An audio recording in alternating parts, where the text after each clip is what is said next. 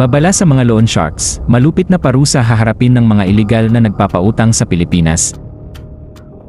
Under Paragraph 1 Section 12 Republic Act 94/74 ay nagsasabi na sinumang tao na magnenegosyo bilang isang lending company o nagpapautang ng walang valid o tamang permiso mula sa Securities and Exchange Commission ay papatawan ng parusa.